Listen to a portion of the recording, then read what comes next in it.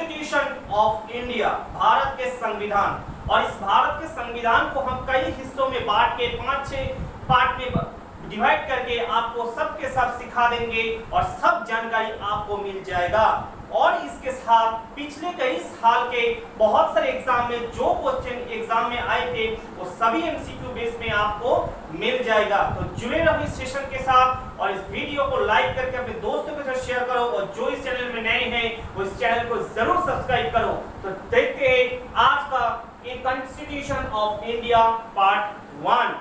आज के पार्ट में हम देखेंगे भारत के कॉन्स्टिट्यूशन के जो पहले असेंबली हुए थे, कॉन्स्टिट्यूशन असेंबली, कॉन्स्टिट्यूएंट असेंबली और ड्राफ्टिंग कमेटी, ये दो पार्ट आज हम देखेंगे।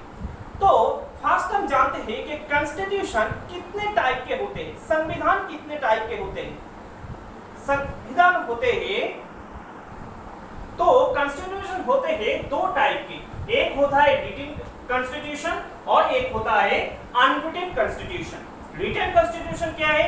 कॉन्स्टिट्यूशन के सारे पार्ट, सारे हिस्सा जो एक बुक के तरह लिखे होते हैं वो होता है रिटन कॉन्स्टिट्यूशन।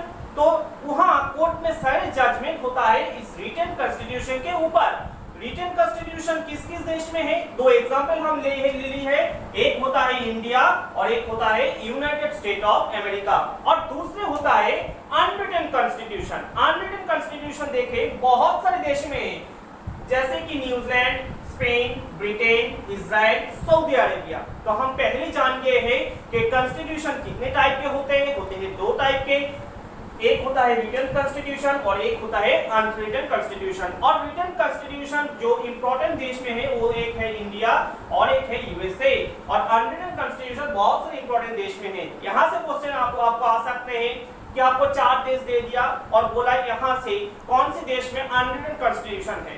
ठीक है, चलो बढ़ते हैं पहली टॉपिक के तरफ। नेक्स्ट हम देखेंगे कॉन्स्टिट्यूएंट असेंबली। कॉन्स्टिट्यूएंट असेंबली ये क्या है? देखो आपको स्क्रीन पे है, the constituent assembly was a council of elected representative from different province to draft the constitution of India. अर्थात भारत के कई प्रदेश से चुने गए लोगों के एक मिलजुल के सभा होता है कॉन्स्टिट्यूएंट असेंबली। यहाँ क्या होता है? यहाँ संविधान को लिखने के लिए जो पहली जो सभा होने चाहिए ये है कॉन्स्टिट्यूएंट असेंबली। और देखिए कॉन्स्टिट्यूशन असेंबली कहाँ हुई थी, आपको देखने में मिला है तो कॉन्स्टिट्यूशन हॉल ऑफ इंडिया है ना, जो पिक्चर आपको देखने को मिल रहा है वो है constitution hall of Delhi, sorry constitution hall of Delhi. तो कॉन्स्टिट्यूशन हॉल ऑफ दिल्ली में इसका सभा हुई थी और स्टार्टिंग डेट फर्स्ट मीटिंग देखिए 9 दिसंबर 1946 और लास्ट मीटिंग जो हुई थे वो लास्ट मीटिंग हुई थी देखिए 24 जनवरी 1951। ठीक है, चलो और देखो पहले आप एक क्वेश्चन आपको कुछ से क्वेश्चन आपको देखने को मिल रहा है, जो फर्स्ट प्रेसिडेंट है तो देखने को मिलेगा फर्स्ट प्रेसिडेंट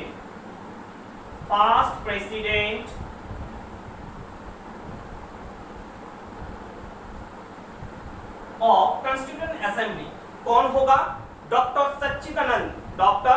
सच्चिदानंद एक वरिष्ठ आदमी है, पिक्चर आपको पास में देखने मिल रहा है, ये है फर्स्ट प्रेसिडेंट डॉक्टर सच्चिदानंद। और परमानेंट प्रेसिडेंट और सेकंड प्रेसिडेंट, परमानेंट प्रेसिडेंट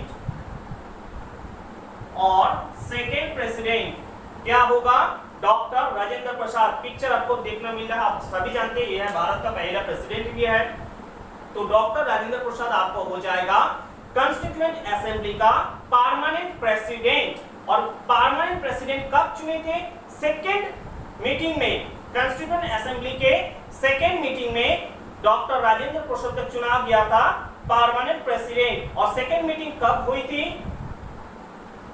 11 दिसंबर 1946 में। ठीक है, 11 दिसंबर 1946 में हुई थी कॉन्स्टिट्यूएंट असेंबली के सेकंड मीटिंग, दूसरा बैठक, और वहां डॉक्टर राजेंद्र प्रसाद को चुना गया था आपका प्रेसिडेंट। और यही है एकदम लास्ट मीटिंग के तब थी, लास्ट मीटिंग कॉन्स्टिट्यूएंट असेंबली के कब हुई थी? 24 जनवरी। लास्ट आपको लिख देता हूं मैं, लास्ट मीटिंग 24 जनवरी 1947 यहां हुई थी लास्ट मीटिंग 24 जनवरी 1947 में। और कितने सारे मीटिंग हुई थी? टोटल मीटिंग आपका हो जाएगा 11 टोटल मीटिंग हुई थी 11। आपको सारे टॉपिक, पहला प्रेसिडेंट है डॉक्टर सच्चिदानंद, वरिष्ठ आदमी। दूसरा प्रेसिडेंट और परमानेंट प्रेसिडेंट हो जाएगा आपका डॉक्टर राजेंद्र प्रसाद। दूसरी मीटिंग ये है, दूसरी सेकेंड मीटिंग आपको होता है 11 दिसंबर 1946। लास्ट मीटिंग हो जाएगा 24 जनवरी 1947 और टोटल मीटिंग आपको हुआ था 11। टोटल मीटिंग हुआ था 11। और चलो बढ़ते अगले,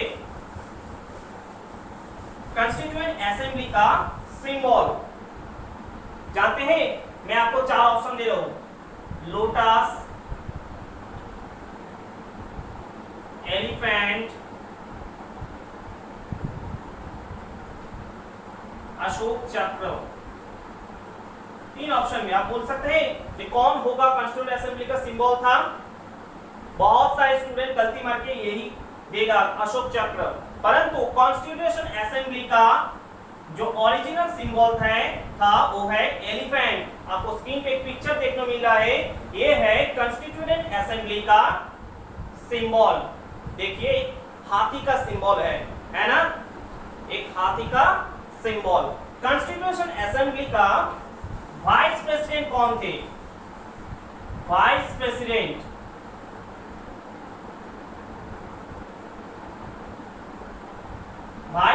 था हरेंद्र मोहन मुखर्जी। बंगाल का एक आदमी हरेंद्र मोहन मुखर्जी और वीटी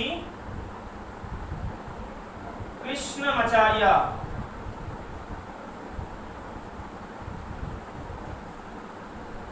ठीक है, वाइस प्रेसिडेंट था हरेंद्र मोहन मुखर्जी और VT Krishnamacharya.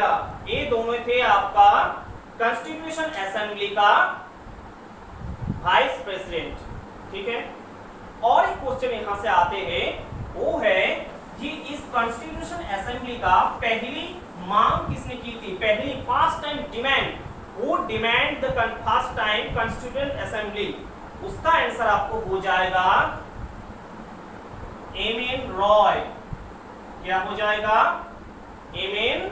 Roy, Manabendranath Roy, who was the founder of CPI, मतलब communist party of India.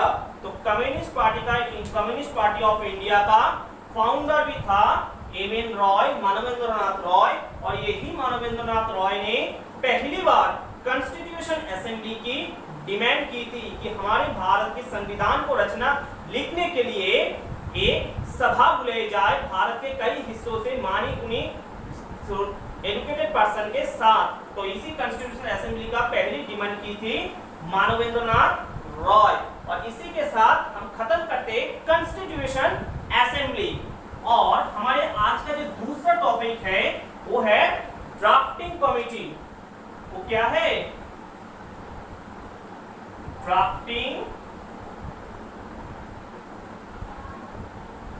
Committee.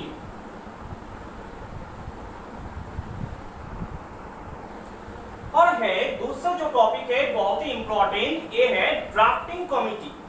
Drafting committee क्या है? भारत के आजादी के बाद, भारत के आजादी हुए थे 15 अगस्त 1947, आप सब जानते हैं। तो भारत के आजादी के बाद संविधान को पूरी तरह से तैयारी करने के लिए एक कमेटी हुई थी, वो है ड्राफ्टिंग कमेटी। ड्राफ्ट का मतलब क्या है? हम सभी जानते हैं कि हमारे जो मोबाइल के एसएमएस फोल्डर है, मेल फोल्डर है, वहां एक फोल्डर एसएमएस और मेल है, वहां एक फोल्डर होता है ड्राफ्ट फोल्डर। वो क्या है कि हम कुछ एसएमएस फोल्डर में एक एसएमएस मैसेज लिखे और उस मैसेज को नहीं भेज मैसेज हम काट दिए, तो उस मैसेज एक फोल्डर में जमा हो जाता है, वो है ड्राफ्ट फोल्डर। तो यही है ड्राफ्टिंग कमेटी, अर्थात संविधान को पूरे रूप मिलने के आगे जो फुल एंड फाइनल होगा वो होता है ड्राफ्टिंग कमेटी के खिलाफ, ड्राफ्टिंग कमेटी के साथ। तो ड्राफ्टिंग कमेटी से आपको दो क्वेश्चन, बहुत ही इंपॉर्टेंट दो क्वेश्चन देखने को मिलेगा हर एक एग्जाम में। अगर ड्राफ्टिंग कमेटी से एक क्वेश्चन पूछे तो वो है फाउंडेशन, ड्राफ्टिंग कमेटी का फाउंडेशन कब हुई थी? उसका आंसर हो जाएगा 29 अगस्त 1947, है ना, 29 अगस्त 1947 में। और चेयरमैन होता, उसका चेयरमैन था डॉक्टर भीमराव अंबेडकर, बाबा साहेब अंबेडकर। तो ड्राफ्टिंग कमेटी आपको जान गया, ड्राफ्टिंग कमेटी क्या है, और उसके आगे था कॉन्स्टिट्यूटिव असेंबली। इसी के साथ हम कॉन्स्टिट्यूशन ऑफ इंडिया, भारत के संविधान की पहली पार्ट खत्म करते हैं। दूसरे एक सेशन और बहुत सारे सेशन आपको देखने को मिलेगा। इसी वीडियो को आपको अच्छे लगे तो एक लाइक करके अपने दोस्तों के साथ जरूर शेयर करें। Thank you.